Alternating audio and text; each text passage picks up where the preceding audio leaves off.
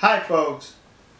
Between the nation of South Korea and Japan, there's an issue that's an irritant to both countries, and it's the comfort woman issue, where the Koreans are claiming that during and before the Second World War, the Japanese forced over 200,000 Korean women into prostitution, making them sexual slaves, calling them comfort women.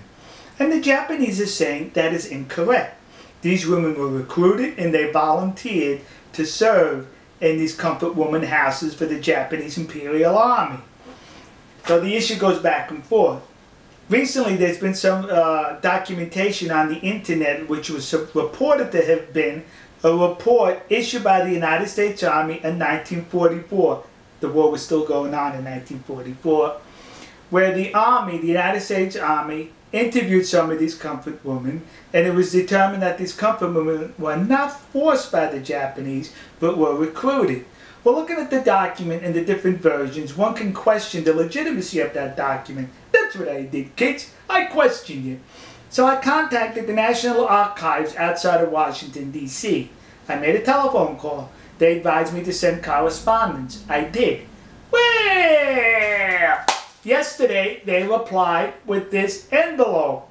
And in this envelope was the very report that appears on the internet. They authenticated the report, saying that this is an authentic report written in 1944 by the United States Army after they captured comfort women in the Philippines. You notice how I use the word captured and not rescued? Because they were captured. These comfort women were fleeing the advancing American military. They were fleeing with the Japanese. Right behind the Japanese soldiers were these comfort women. They got separated.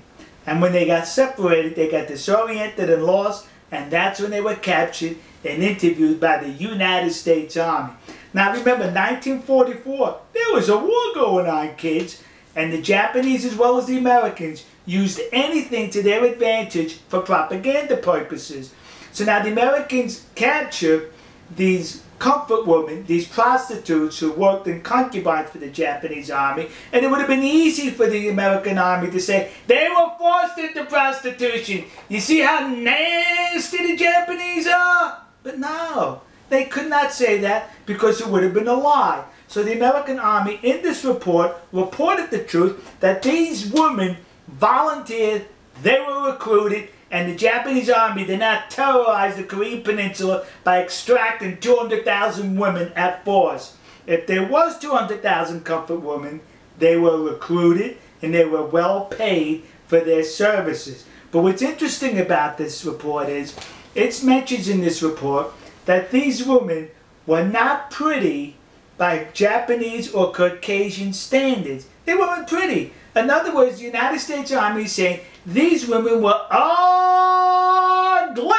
That's it, kids. You know, next to the Yasukuni Shrine in Tokyo, there's a war museum. Now, when you go through the museum, it takes you all the way through Japan's military history, I think from pre-samurai, samurai, Edo, up into World War II. But you know what I did not notice as far as military equipment that I'm sure the Japanese Imperial Army was issued? Was these. How come they didn't issue?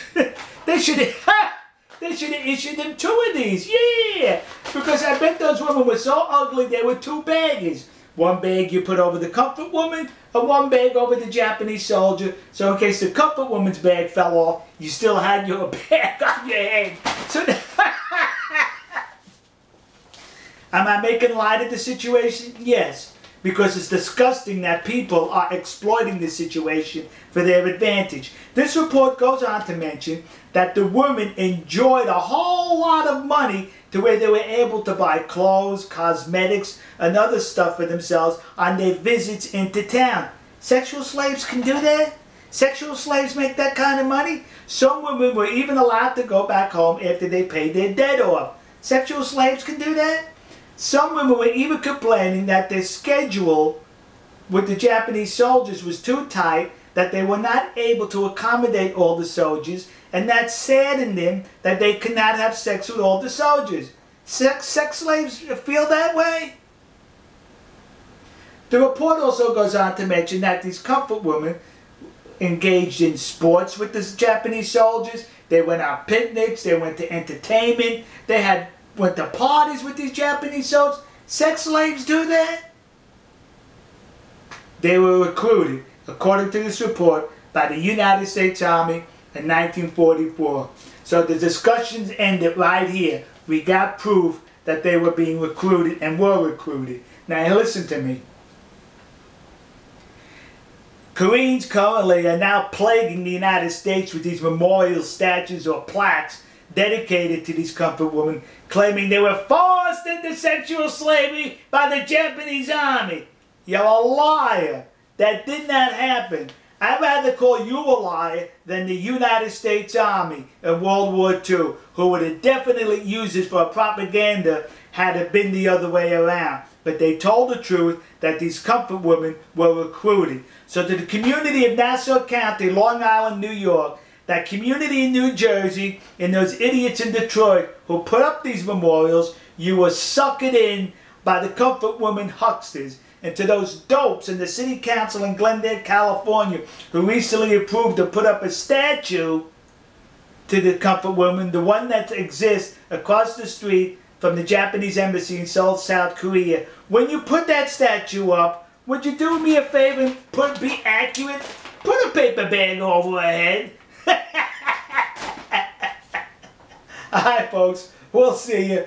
God bless you. God bless America. God bless the nation you happen to be in. And to those poor Japanese soldiers who were just drafted by the military to serve and fight for their country, only to be confronted by comfort women which required 2 bags. One for you and one for the woman. To those Japanese soldiers, you should be seeking compensation from the Japanese government who recruited ugly women to serve in your concubines. We'll see you.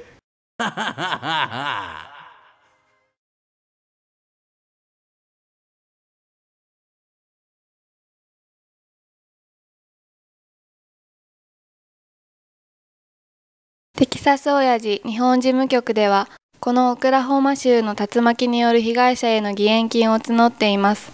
今回は日本人がこの被災者を助ける番です。テキサス親父の動画をご覧の皆様の温かいご支援をお願いいたします。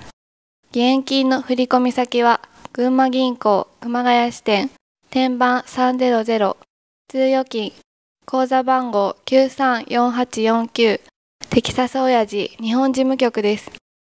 義援金をお振り込みいただく場合は、事務局へのご支援金と分けるために、お名前の後ろに数字の8、または義援金の義、またはカタカナで義という文字を追加願います。クレジットカードでのお支払い、またはゆうちょ銀行への振り込みは、ご覧の URL、または口座へお願いいたします。なお、締め切りは平成25年7月30日までとさせていただきます。